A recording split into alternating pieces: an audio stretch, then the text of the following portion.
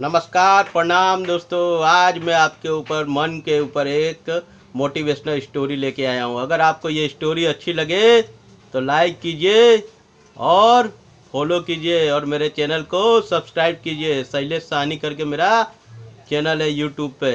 अगर मेरी स्टोरी आपको अच्छी लगे तो इसी प्रकार से मेरी स्टोरी सुनते रहिए। मोटिवेशनल स्पीकर की तरह मैं आपको हर नई स्टोरी कहानी बताते रहूँगा दोस्तों। नमस्कार प्रणाम दोस्तों।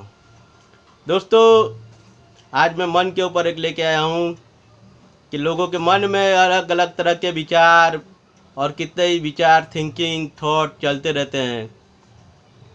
हमें अपने जीवन में मन के ऊपर अनेक प्रकार की यातनाएं भोगनी पड़ती है। गीता में कृष्ण भगवान ने कहा है कि मन एवं मनुष्याणाम बंधनम मोक्षम कारणम। ये मन ही आपके बंधन का कारण है, ये मन ही आपके मोक्ष का कारण है। अपने मन को पर्वत के समान रखिए दोस्तों। अगर मन पर्वत के समान होगा तो भी आप पर्वत पे चढ़ पाओगे। गुजराती में कहा जाता है, मेरू तो डगे पण जेनो मन ना डगे मांडवा डोली जसे रे ब्रह्मांड रे। मेरू तो डगे पण जेना मन न डगे मांडवा भागी रे पड़े ब्रह्मांड। इपती पड़े तो सत्संग मारे तोड़ी नाखी केवाए हंस रे। मेरू तो डगे पण जेना मन न डगे पारेवा भागी रे पड़े ब्रह्मांड।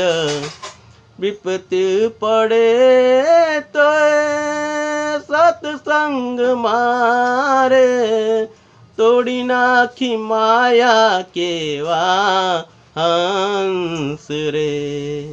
दोस्तों, मन एक ऐसा चीज है कि मन को अपने विचार को सुधार लीजिए तो सब सुधर जाएगा। अगर मन को बिगाड़ दिया तो बिगड़ जाएगा। अगर मन को जिसने अपने पर काबू कर लिया तो लोग कहा जाता है कि उसने जग को जीत लिया। दोस्तों, आज मैं मन के ऊपर ये कहानी लेके आया हूँ।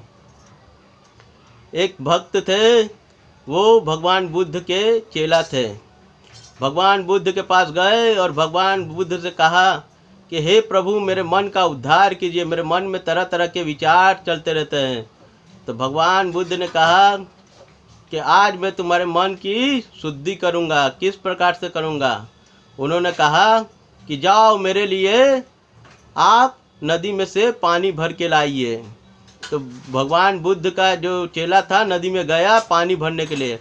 जब पानी भरने गया तो वहाँ पे तरह तरह के गंदगी पड़ी थी। धोबी अपना कपड़ा धो रहे थे, रबारी भरवाड़ अपना गाय धो रहे थे और हिट समाज अपनी गाय धो रहे थे, तो मछुआरे लोग अपनी मछली पकड़ रहे थे। इस प्रकार से देखकर वो बड़ी विविधता और दुविधा में पड़ गया। मैं प्रभु के लिए ऐसा पानी कहाँ से लेके आऊँगा? फिर वो दौड़ते दौड़ते भगवान बुद्ध के पास आया और बोला कि हे प्रभु, वहाँ पे तो गंदा पानी पड़ा है, आपके पीने योग्य नहीं है। भगवान बुद्ध ने कहा, आप चिंता नहीं कीजिए, आप फिर से जाइए और उस पानी को भर के लाइए, मैं उसी पानी को पीऊँगा और ग्रहण करूँगा। तब वो गया फिर से। फिर वहाँ पे जब गया तो वो जो गंदगी ऊपर जो फैली हुई थी वो तलिए के नीचे आ गई और एकदम शुद्ध पानी हो गया, पीने लायक जा। ना वहाँ पे मछुआरा था, ना पे धोबी था और ना ही कोई मछुआरा समाज का, ना ही कोई रबारी भरवाड़ था। और लोग वहाँ पे अपनी गाय को धुला रहे थे, कुछ भी नहीं था। बस वो पानी शांत था, शीतल था, निर्मल था और पवित्र हो गया। और जो वो कचरा गंदगी था वो जल के नीचे पड़ गया। और वही पानी को उसने भक्त ने, जो भगवान बुद्ध का चेला था, वो लाया और पिया। और भगवान बुद्ध ने कहा, पहले मैं इसे ग्रहण करता हूँ, फिर आप इसे ग्रहण कीजिए। फिर भगवान बुद्ध ने पिया और अपने भक्त को पिलाया। तो उन्होंने कहा, देखो भक्त, इसी तरह से मन है। मन जो है गंदगी पानी के समान है। मन में अच्छा विचार लाओगे तो शुद्ध हो जाएगा, मन में गंदगी लाओगे तो मन जो है दुर्गंध हो जाएगा। अपने मन में हमेशा प्रभु का चिंतन कर लीजिए और भगवान का निरंतर नाम लेते रहिए तो आपका जीवन भी सुधर जाएगा। दोस्तों, मन में परिवर्तन होता ही रहता है। मन एक स्थिर नहीं रहने वाला।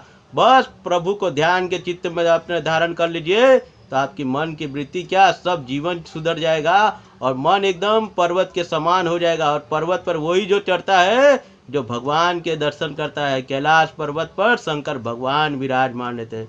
वही व्यक्ति जीत पाता है जिसका मन मजबूत होता है। दोस्तों, बस इसी स्टोरी के साथ मैं अपनी वाणी को विराम देता हूँ। आपका कीमती समय देने के लिए आपका खूब खूब आभार, आपका खूब खूब धन्यवाद। नमस्कार, प्रणाम दोस्तों।